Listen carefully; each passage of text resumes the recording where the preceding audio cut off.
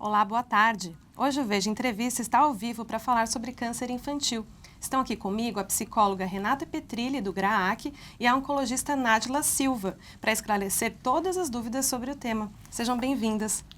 Obrigada. Em primeiro lugar, eu queria, doutora, que a senhora explicasse para a gente qual que é a diferença entre câncer infantil e câncer de adulto.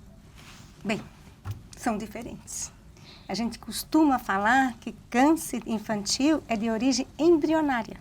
São células embrionárias que permaneceram pós-nascimento. Tem crianças que já nascem com tumor. E câncer de adulto, geralmente, são de origem que vem de fora, de causas epigenéticas. Por isso que a gente fala, olha, cuidado com fumo, cuidado com beber demais, cuidado com comidas com conservantes, que é o caso que no Japão tem maior índice de câncer de estômago por causa dos nitritos, dos peixes, né, defumados. Né? E mesmo o nome do tumor na criança, hoje, com o advento da biologia molecular, falando de um tumor, leucemia na criança, o erro molecular é distinto da leucemia de adulto. As chances de curas distintas, não é? E alguns podem invadir um pouquinho a área do outro, mas de um modo geral distinto.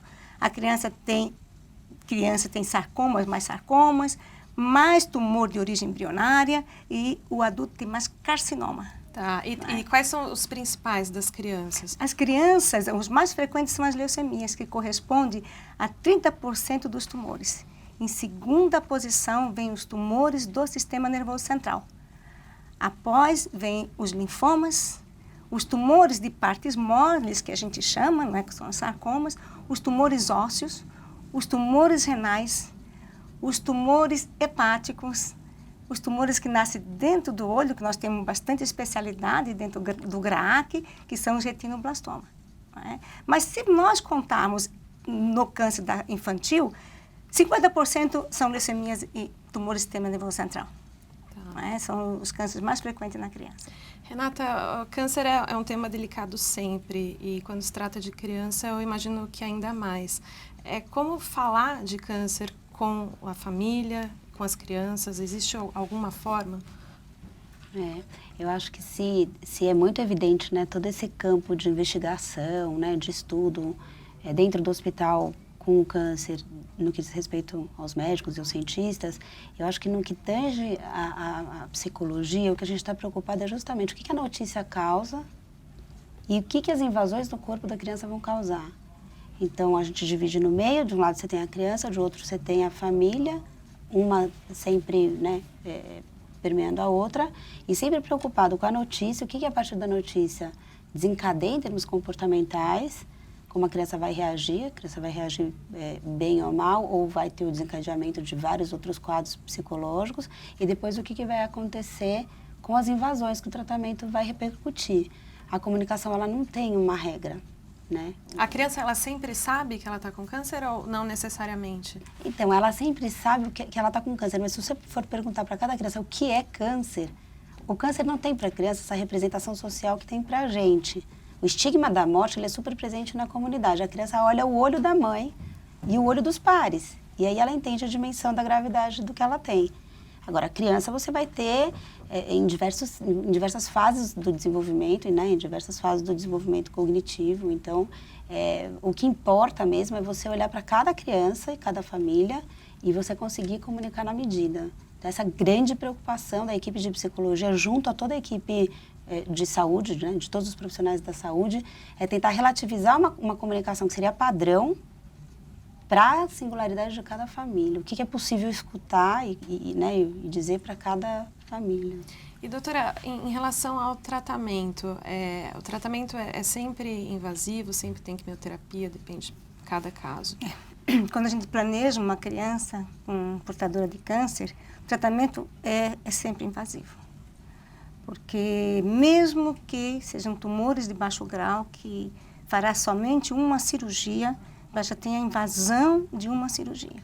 O medo de ter que ser aberto o corpo, o medo de abrir a cabeça, que sequelas que vão fazer, mesmo que o tratamento seja só ressecção cirúrgica. É sempre invasivo. O câncer se trata com cirurgia ou quimioterapia e ou radioterapia. Como a leucemia é um tumor que nasce de um erro genético de uma célula da medula, não é? Geralmente se colhe um mielograma e é feito quimioterapia. Mas se você for tratar um tumor sólido, ou que nasce no sistema nervoso central ou no osso, aí já tem um planejamento terapêutico muito mais invasivo, porque você vai precisar da cirurgia, porque você vai precisar fazer quimioterapia e muitas vezes associado à radioterapia. Então o tratamento se torna mais invasivo e a gente tem que conversar com a criança para poder que ela faça entender que isso é para o benefício dela. Renata, nesse momento eu acho que existem estratégias, né, para a criança entender o que está acontecendo com ela. O que vocês geralmente fazem? Isso, o que a gente é possível fazer, a gente não pode evitar o tratamento, né? O tratamento tem que ser feito e a criança tem que ter essa projeção de que ela vai ser curada, independente da gravidade da doença, né? Então, a ideia é essa, né? É tentar preparar esses pais e os familiares para que eles tenham, de fato, coragem para enfrentar. A ideia é tentar minimizar o trauma. E a gente sabe que o trauma, o ambiente propício para o trauma, basicamente, de uma forma bem simples falando, é o medo e o susto. Então, o que a gente tenta fazer é preparar situações. Por exemplo, a gente muitas vezes é chamado para trabalhar, hoje eu tenho uma equipe de psicólogos super especializados para trabalhar na urgência.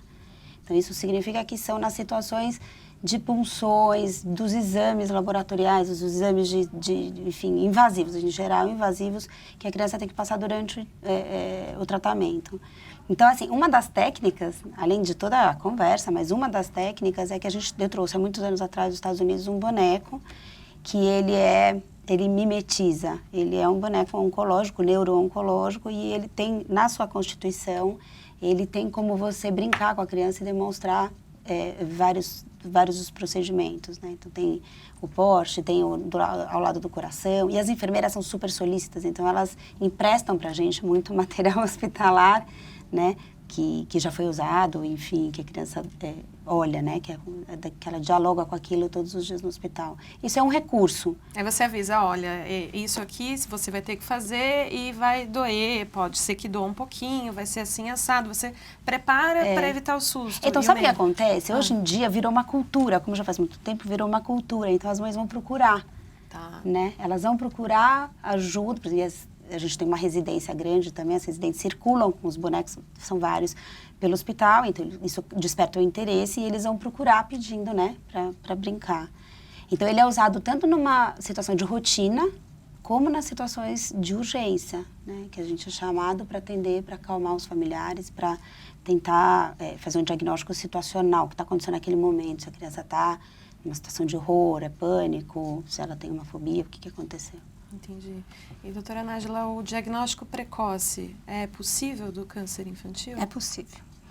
O GRAAC foi fundado em 1991 por um grupo com o Dr. Sérgio Petrilli, com o Dr. Jacinto, Dona Léa, que é voluntária, e com o objetivo era o que eu posso fazer para que a gente possa tratar melhor essas crianças e que eu posso também fazer de um modo educacional para todo o Brasil, para os pediatras, para que as crianças não cheguem com a gente, para a gente com um diagnóstico extremamente avançado.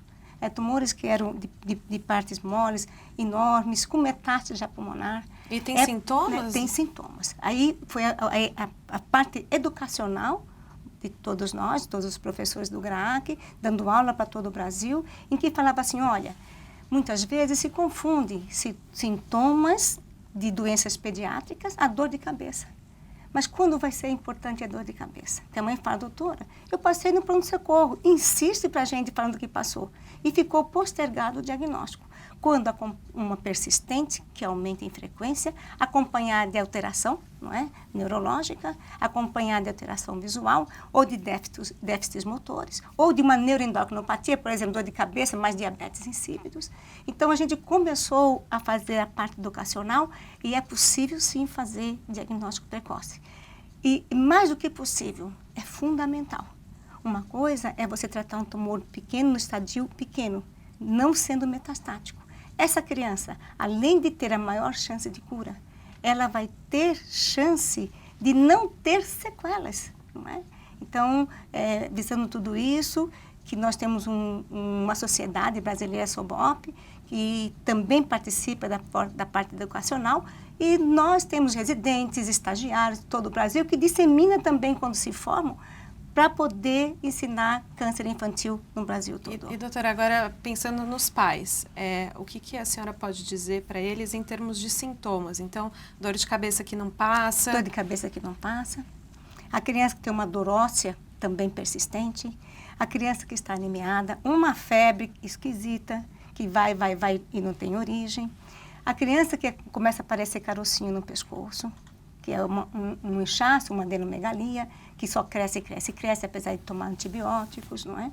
Uma criança que, de repente, começa a ter muita diurese, e a mãe não sabe se é psicológico, que fala que é psicológico, que bebe muita água, tem muita diurese, e uma das formas que a gente ensina para a família é, faz xixi a noite todinha. Ah, doutora, ele acorda para fazer xixi e bebe muita água. Aí, para pensar que é patológico, não é? A criança que tem hematúria, que é hematúria, a urina doutora? com sangue, Tá. que pode ser um tumor renal. A criança que cresceu, de repente, o abdômen, a barriga, não é? Mas Aí, não é que está gordinha. Não, aí de repente a mãe até palpa que está diferente a parte abdominal, não é? Então, esses sinais e sintomas que muitas vezes pode ser o quê? Um bolo de Ascaris, por exemplo, verminose, que ainda tem muito no Brasil, não é? Confunde com um tumor que está nascendo no rim e está aumentando a parte da barriga da criança. Não é? E existe uma idade que o câncer infantil é mais prevalente? Olha, abaixo de 10 anos é mais importante, porque tem depois a adolescência. Mas a grande maioria é abaixo de 10 anos. E também começa a ter os cânceres um pouquinho diferentes na adolescência em relação à primeira infância, não é? Até 10 anos é a faixa etária mais frequente. Uma criança já pode nascer com tumor.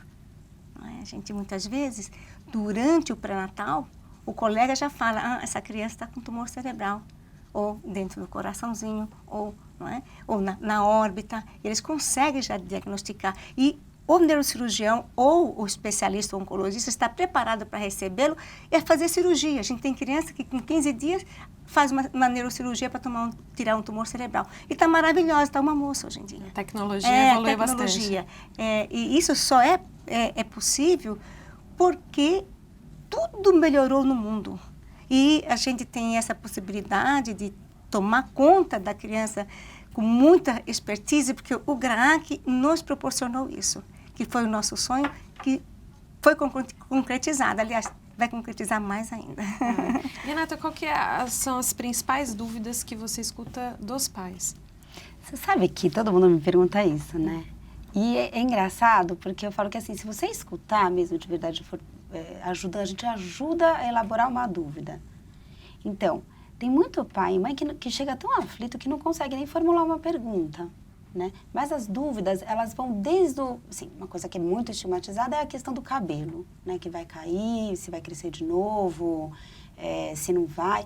Mas tem dúvidas que são, assim, da vida futura, se vai poder voltar a jogar futebol. É um leque, é muito rico o ambiente, assim, se você for escutar, não é tão estigmatizado, sabe? Eu acho que eles precisam mesmo de um espaço que possa ser onde você valoriza que eles construam as dúvidas, porque nesse momento que eles vão construir as dúvidas, eles vão achando saídas, né? Então, você tem que imaginar que uma família que chega no GRAAC, às vezes ela saiu de cidade, ela mudou de estado, tem condições familiares diversas, dificuldade social, tem filho que ficou em outro estado, e aí vai. E muitas vezes eles não sabem por onde começar. Às vezes, aquela criança que está no GRAAC recebendo o diagnóstico ainda nem é a primeira preocupação da fila. Né? Porque essa, pelo menos, ela veio peregrinando, né? Ainda bem, veio peregrinando de outros estados, procurando. Alguém chegou lá e falou, tem isso. Apesar de ser ruim, ela fala, ufa, agora pelo menos aqui vai tratar. E o resto de todos os outros problemas? O GRAAC recebe gente do Brasil inteiro. Do Brasil inteiro e de outros países, né? A gente trata de índio, a gente trata de boliviano, a gente trata de paraguaio, não é? Assim. A gente trata 40% das nossas crianças vêm fora de São Paulo. A gente pode incluir também alguns pedidos que vêm da Bolívia, do Paraguai, do Uruguai. A gente hoje tem uma criança do Uruguai tratando tumor cerebral dentro do GRAAC. E em torno de 50%, 60% aqui de São Paulo, da capital e de todo o interior. não é? A gente recebe pedido de mães, elas ligam diretamente através do site do GRAAC, e fazendo pedido, recebe pedido de colegas, né, querendo transferir, não é? Muitas vezes, as secretarias de saúde, que nós temos o Fundac, né, encaminham para a gente, né, o controle da criança com câncer. Então, recebe crianças de todo o Brasil. Eu perguntei agora das dúvidas dos pais e das crianças. Então, quando a gente falou, vamos conversar um pouco, eu falei, vamos perguntar um pouco sobre humanização, né? O que é esse trabalho de humanização que é feito? Eu acho que a primeira pergunta é você perguntar o que aquela criança quer saber, o que aquela família quer saber. Então, o que eu quero ajudar e o que eu quero humanizar. E aí, nesse sentido, você dá espaço para as crianças ao longo do tratamento e formulando as suas dúvidas e formulando as suas perguntas. Elas ficam em dúvida, por exemplo, se elas vão poder voltar para a escola, se elas vão poder brincar? Então, às vezes elas nem fazem essas perguntas, porque elas supõem que não, que nada mais pode, né? Que elas agora vão passar uma etapa da vida que elas vão sair de algum lugar que passou a ser a casa, que nem sempre elas estão em casa, para ir para o hospital e voltar. Então, de fato, é um tratamento super maçante, né? O GRAAC tenta, o máximo possível, fazer com que essas crianças façam um tratamento ambulatorial. Então, ela passa o dia em tratamento e volta para casa. Mas tem internação recorrente, tem uma série de coisas que acontecem ali. Essa criança vai formulando dúvidas e respostas ao longo do tratamento. Estou te falando isso porque, assim, chega muito para mim, Renata, é verdade que tem que falar toda a verdade para a criança desde o começo? E eu acho que não. Eu acho que a criança vai aos poucos. Então você está dizendo que tem que mentir para a criança? Também não. Não se trata de mentir de forma alguma, mas você tem que saber ter a leitura de quais são os mecanismos de defesa que aquela criança está tendo. Então, às vezes a criança está super interessada, que achou uma peruca bacana, e ela não está perguntando sobre a gravidade da doença. Então, não tem necessidade de aprofundar em determinados assuntos que naquele momento não é necessário. Então, esse trabalho de comunicação, ele tem que ser efetivo e sempre constante. E aí você evita que a criança saiba de menos ou de mais, né? Quer dizer, que é aquilo um pouco que eu estava te falando. Porque você vai chegar e falar, olha, você tem... A criança chega ali, a primeira coisa que ela vai ver é um monte de criança careca. E isso é super impactante. Mas nem sempre ela fala, né? E se você der o espaço, vai aparecer na brincadeira, vai aparecer na conversa, vai aparecer na sessão, vai aparecer no meio de uma visita, né, médica, né? Mas... E o fato dela ficar careca é trabalhado também antes? É na medida. É na medida. Nem sempre a gente tem tempo e nem sempre a criança começa o tratamento e fica careca. Tá. É na medida, né? Eu acho que às vezes é uma preocupação estética muito grande da mãe. Vem, às vezes, uma preocupação estética muito grande com o olhar dos outros, né? De um paciente, por exemplo, que ele tinha uma preocupação gigantesca com a máscara. Ele tinha feito um transplante e ele tinha que entrar no ônibus com a máscara do transplante, que chama muito atenção. E aí ele fez uma alteração toda na rotina dele, de forma que ele não encontrasse ninguém conhecido naquela hora, naquele momento. Essa foi a saída que ele achou, isso foi respeitado, né? Então, são várias os recursos que a gente ajuda, né, o paciente a construir para que ele fique apaziguado. Entendi. E, doutora, quanto tempo geralmente leva um tratamento? Depende do câncer. Oh, Geralmente em torno de 1 ano. Algumas um pouco menos e outras um pouco mais, até 2 anos de tratamento, não é? E a gente tem que trabalhar isso com a família. A primeira consulta é fundamental, em que a gente já sabe qual é o tumor, que vai mostrar o protocolo terapêutico e que vai fazer o planejamento junto com a família, se ela vai tomar químio, se vai tomar rádio, quando é que vai parar o tratamento. E essas perguntas que você estava falando com a Renata, eles surgem muito, se eu posso ir para a escola ou não. Eu falo deve. Por quê? Porque eu quero saber sua nota, eu ainda falo.